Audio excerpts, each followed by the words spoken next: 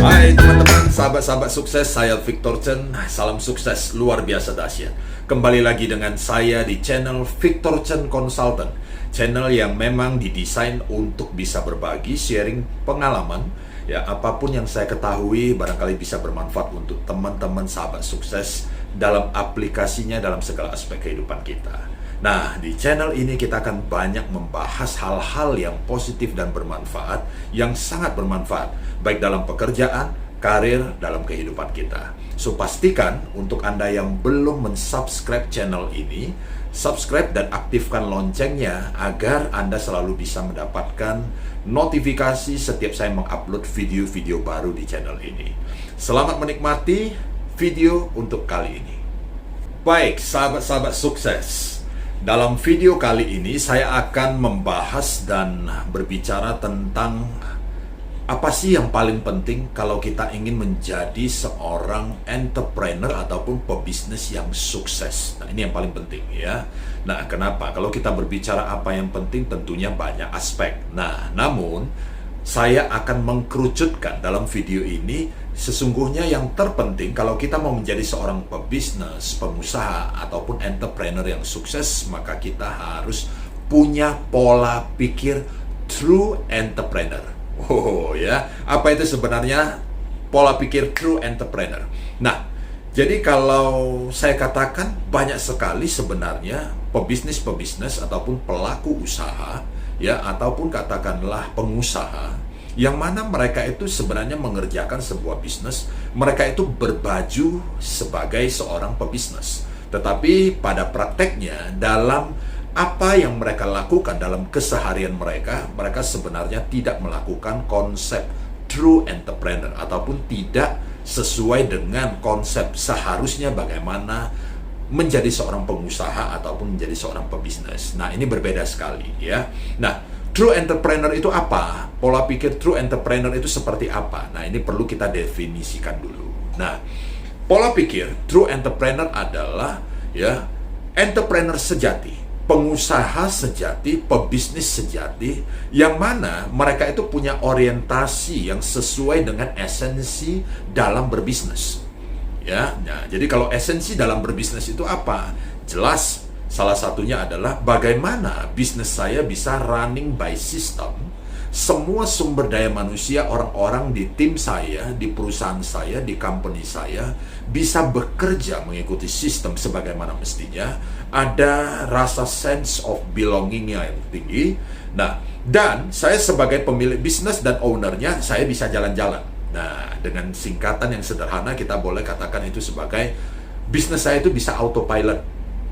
Ya, jadi semua pengusaha, entrepreneur yang benar-benar mereka itu paham dalam berbisnis itu sebenarnya targetnya, goalsnya untuk jangka panjang, long term adalah bisnisnya bisa autopilot, artinya running by system, agar mereka itu punya banyak waktu untuk bisa jalan-jalan. Ya, jadi bisnis tidak tergantung kepada mereka. Itu poin pertama. Nah, poin berikutnya adalah kalau kita berbicara tentang bisnis adalah kita berbicara bagaimana kita bisa memanfaatkan konsep leverage. Ya, leverage ya. Leverage ini artinya apa? Faktor daya ungkit. Nah, teman-teman sahabat sukses, kita satu hari mempunyai 24 jam. Ya, tidak mungkin 24 jam kita gunakan semua untuk mengerjakan bisnis, itu tidak mungkin.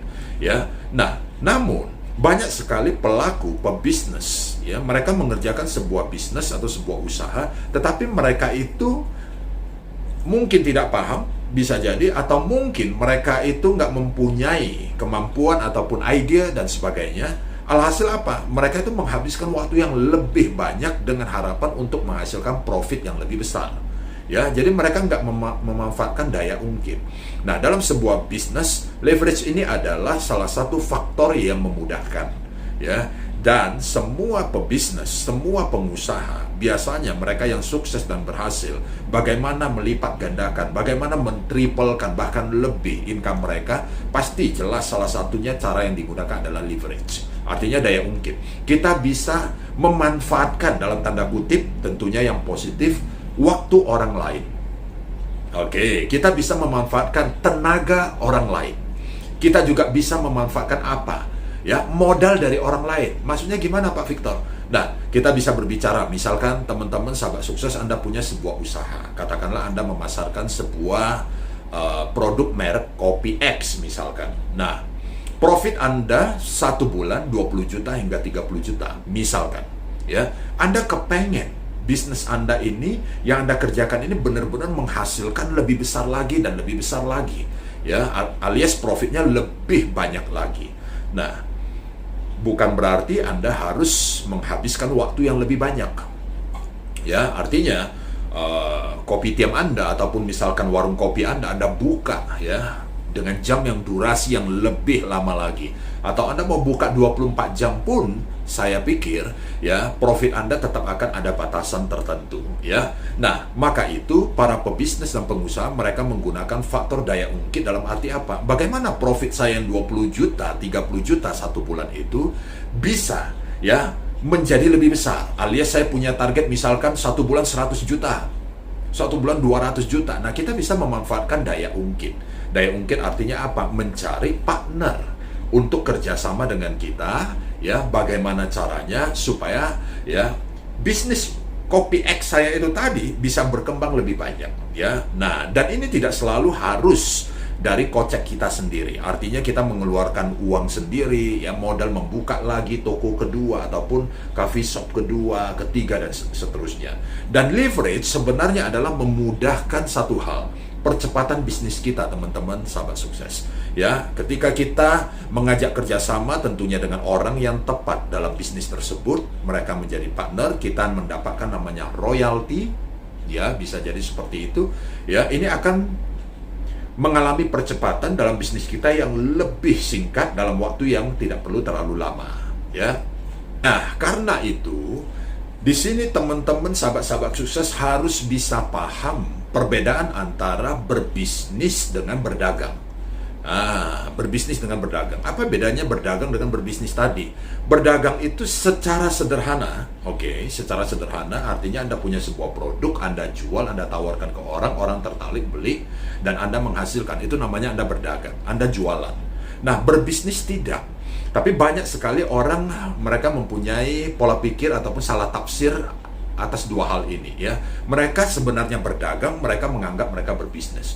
Nah, kalau kita berbicara tentang berbisnis, itu sudah skopnya lebih luas. Berarti ada sistem di dalamnya, ada sumber daya manusia di dalamnya. Nah, banyak hal, teman-teman. Itulah berbisnis. Jadi ketika kita balik lagi contoh kopitiam tadi atau merek kopi X Anda tadi, Anda kembangkan lagi, ya. Nah, Anda harus membuat sebuah sistem di dalamnya dan melibatkan sumber daya manusia yang banyak. Nah, agar apa? Agar profit Anda bisa berlipat ganda, berlipat ganda, berlipat ganda. Nah, itulah yang kita sebut sebagai berbisnis.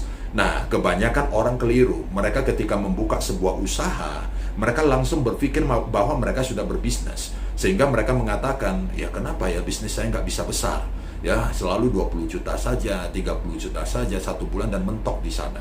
Karena sebenarnya mereka tidak menjalankan sebenarnya apa yang seharusnya dalam sebuah bisnis. Maka saya selalu mengatakan, kalau kita cerita judulnya adalah bisnis, maka kita berbicara tentang membangun, bukan menjalankan. Nah, ini dua hal yang berbeda juga ya, teman-teman. Nah, membangun bisnis, bukan menjalankan bisnis. Nah, kalau menjalankan itu seperti orang, ya contoh, buka toko, setelah itu dia tunggu customer datang, melayani customer, sore menjelang malam tutup toko, dan besok dia akan melakukan hal yang sama. Kalau dia di sebuah perusahaan, maka dia itu akan terus menjalankan aktivitas dan rutinitas yang ada. Nah, itu menjalankan. Jadi cenderung lebih kepada rutinitas yang dilakukan. Nah, jadi kalau bisnis itu orientasinya, goalsnya tetap lebih kepada bagaimana kita ya membangun bisnis itu supaya semakin bertumbuh, semakin besar dari waktu ke waktu. Nah, jadi konsep dagang tidak bisa dipakai dalam sebuah bisnis, tetapi kita harus mengembangkan, ya, membangun hal itu dengan cara apa? Dengan cara sistemnya kita perbaiki, caranya seperti apa, nah sumber daya manusia yang mensupport itu apa, dan hal-hal lain yang seharusnya mendukung itu apa yang dibutuhkan. Berbicara true entrepreneur juga ada beberapa level ataupun tingkatan, ya. Terkadang banyak sekali juga pelaku usaha ataupun pebisnis yang mereka sebenarnya nggak paham tentang hal seperti ini. Ya, nah di dalam bisnis juga ada istilah yang namanya business operator dan business manager. Nah, business operator itu apa? Itu adalah pelaku usaha atau pelaku bisnis yang mana dia yang sendiri melakukan semua hal tersebut. Hampir 80%, 90% itu dari kerja dia sendiri. Dia yang mengoperatorkan, dia yang mengoperasikan. Mulai dari berpikir produknya, bahkan sampai ke hal-hal yang mungkin packagingnya seperti apa, terus nanti pikirkan lagi gimana cara saya memasarkan produk ini, terus saya mikir lagi bagaimana cara saya membuat promosi iklan dan sebagainya. Semua dia pikirkan sehingga waktu itu tersita di sana. Nah, kalau business manager itu adalah sebuah istilah juga di dalam sebuah bisnis yang artinya apa? Banyak pebisnis, banyak owner, banyak pelaku bisnis yang mereka mempunyai sebuah challenge yang sama. Ya, artinya kalau saya tidak masuk di kantor, kalau saya tidak datang ke perusahaan, saya tidak datang ke toko saya, produktivitas tidak akan berjalan maksimal. Ya, bahkan bisa jadi target terancam.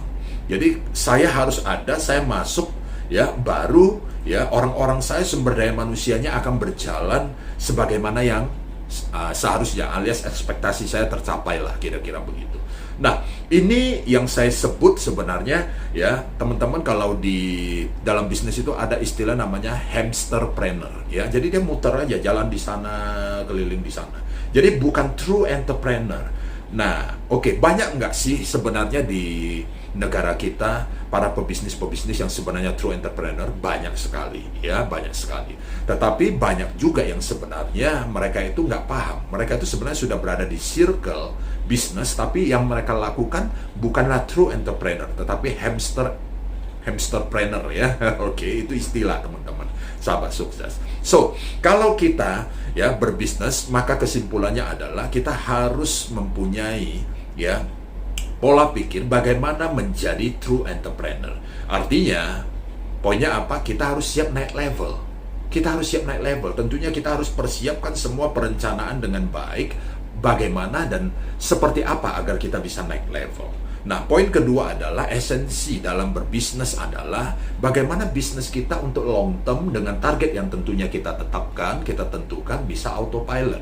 Maka kita harus mulai memikirkan membangun sistemnya dari sekarang, membangun sumber dayanya dari sekarang agar tujuan tersebut bisa tercapai.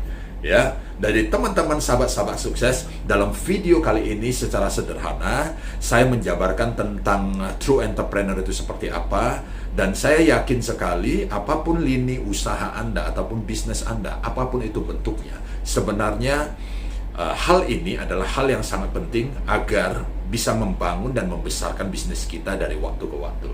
Ya, selamat mempraktekkan, semoga bermanfaat untuk Anda. Tetap jaga kesehatan Anda. Saya Victor Chen, sampai jumpa di video berikutnya. Salam sukses, luar biasa dahsyat.